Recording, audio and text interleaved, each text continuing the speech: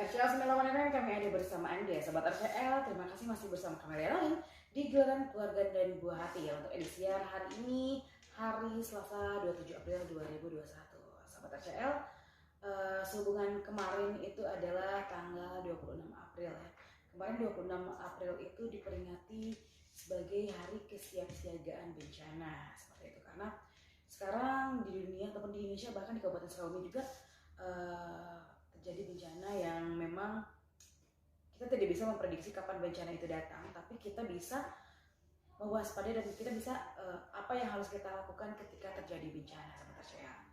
Tips hari ini ya. Dan Indonesia merupakan negara yang rentan ya dilanda berbagai bencana.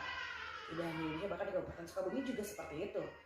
Tidak hanya bencana alam, tapi juga bencana non-alam seperti pandemi COVID-19 yang melanda Indonesia bahkan di seluruh penjuru dunia saat ini.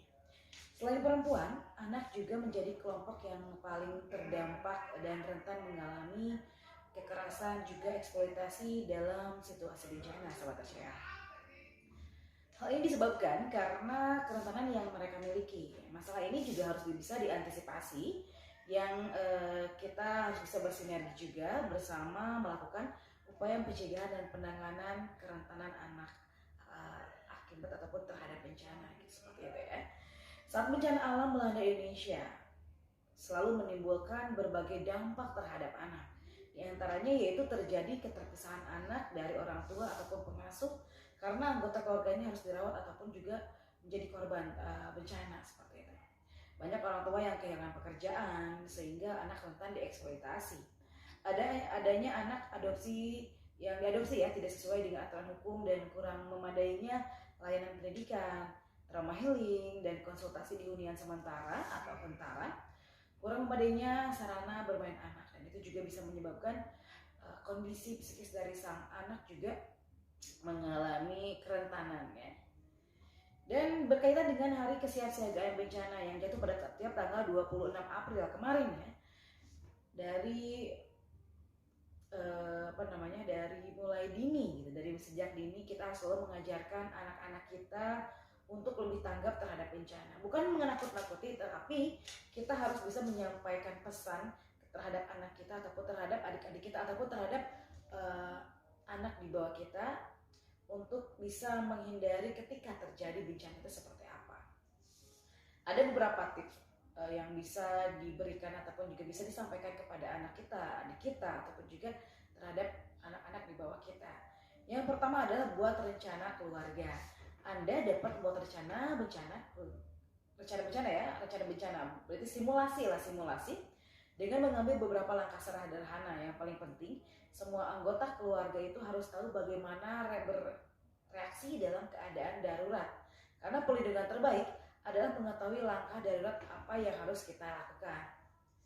Nah, yang pertama adalah bicarakan dengan anak Anda ataupun dengan adik Anda ya, tentang jenis bencana yang mungkin terjadi di wilayah Anda dan bagaimana cara menghadapi bencana itu. Jadi kita harus selalu mempersiapkan sedari dini. Karena misalnya di Sukabumi itu rentan terhadap bencana. Jadi misalnya gempa bumi. Nah, kita harus menyampaikan pesan tersebut terhadap anak kita ataupun juga adik kita. Maksudnya di sini tuh rasa bencana gempa bumi. Nah, apa yang harus dilakukan itu secara pelan-pelan terhadap anak ataupun adik kita ya, karena itu bisa memberikan mereka motivasi ketika terjadi suatu bencana yang memang kita tidak tahu kapan bencana itu datangnya ya.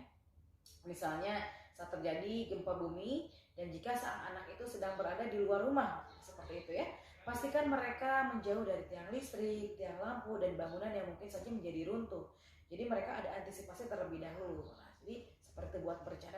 Jadi si anak ataupun adik-adik kita ataupun anak-anak kecil juga bisa tertanam dalam benaknya bahwa ketika terjadi gempa, ketika mereka di luar rumah, mereka harus menghindari hal-hal yang bisa membahayakan seperti itu.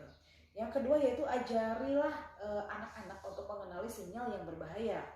Pastikan anak-anak tahu apa dan seperti apa sih detektor asap, misalnya alarm kebakaran itu seperti apa, ataupun juga sistem peringatan masyarakat lokal atau sirine. Misalnya sirine itu dibunyikan ketika ada pertanda-pertanda. Kalau daerah Sukabumi misalnya Pelabuhan Ratu ya, ketika terjadi gempa ataupun juga terindikasi misalnya adanya tsunami, biasanya dibunyikan sirine-sirine oleh para petugas. Nah, itu untuk menandai bahwa masyarakat ataupun juga seluruh lapisan masyarakat untuk pindah ke arah yang lebih tinggi, biasanya seperti itu ya.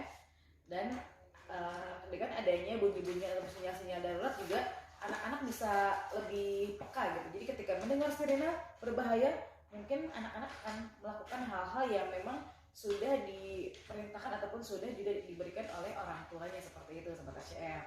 Yang selanjutnya itu ajarkan anak-anak kita untuk selalu tetap tenang ketika ada bencana dan tidak panik. Peran terpenting yang bisa dimainkan orang tua dalam situasi darurat adalah tetap tenang. Anak-anak dari segala umur ya, bahkan tidak hanya anak-anak balita saja, anak-anak remaja juga dengan mudah mengikuti tingkah laku yang kita lakukan. Jadi kalau misalnya kita panik, otomatis anak-anak juga akan panik. Nah, sudah sewajarnya kita ketika ada bencana tuh kitanya bersikap tenang dulu, dan anak-anak juga pasti akan tenang mengikuti apa yang kita lakukan. Dalam satu artikel, para ahli sepakat bahwa kita harus jujur terhadap anak-anak dengan menjelaskan apa yang sedang terjadi. Pastikan memberi mereka informasi yang jelas dan tepat ya tentang bencana apa yang sedang mereka hadapi, dan minta agar anak tetap tenang dan mengikuti aturan yang oleh Anda berikan. Jadi kalau terjadi bencana itu kita tetap tenang, dan misalnya saat ini lagi terjadi apa? Misalnya terjadi gempa, nah kita harus menjelaskan ini sedang ada gempa, misalnya sedang ada bencana. Nah, apa yang harus dilakukan? Pasti anak-anak mengikuti apa yang kita lakukan. Selanjutnya itu ya, menyusun perlengkapan bencana untuk keluarga Sobat RCL.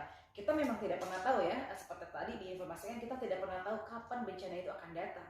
Tapi kita bisa mempersiapkan hal-hal yang perlu dibawa ketika bencana itu datang. Salah satu bencana yang terjadi di Indonesia belakangan ini juga ada, misalnya contohnya ya, gempa bumi berkekuatan 6,9 skala magnitudo yang menimpa Tasikmalaya misalnya. Seringkali saat gempa terjadi, gempa lain menyusul dan mengharuskan kita melakukan evakuasi ke tempat yang lebih aman, seperti itu Sobat RCL. Nah, jika hal ini terjadi, pastikan Anda mengajarkan anak-anak untuk tahu betul barang apa saja sih yang perlu dibawa gitu. Jangan sampai barang-barang yang nggak penting ataupun barang-barang yang tidak teramat penting kita dibawa sehingga melupakan barang-barang yang penting. Nah, kita harus mengajarkan ke anak-anak ketika terjadi bencana kamu harus membawa apa. Nah, seperti itu ya. Barang-barang itu harus mencukupi kebutuhan primer Sobat RCL, seperti makanan dan minuman. Mungkin anak-anak yang ringan-ringan bawa susu misalnya yang kecil, nah seperti itu ya. Persediaan obat, lalu juga pakaian secukupnya, uang tunai juga secukupnya, telepon genggam beserta charger, senter dan alat mandi. Dan juga yang pasti adalah alat sholat ya, karena itu harus dibawa. Jadi kebutuhan-kebutuhan tersebut jangan sampai kita bawa kasur duluan gitu. Kita karena kita pengen aman, kita membawa kasur duluan, tidak seperti itu juga ya. Jadi untuk penyelamatan itu pastikan barang-barang yang sangat penting yang memang dibawa saat pertama kali. Banyak sebenarnya hal-hal yang bisa kita lakukan dan kita ajarkan kepada anak kita, kepada adik kita, ataupun juga kepada anak-anak di bawah usia kita, bagaimana sih cara menghadapi bencana dan apa saja sih yang harus dipersiapkan. Itu banyak sekali.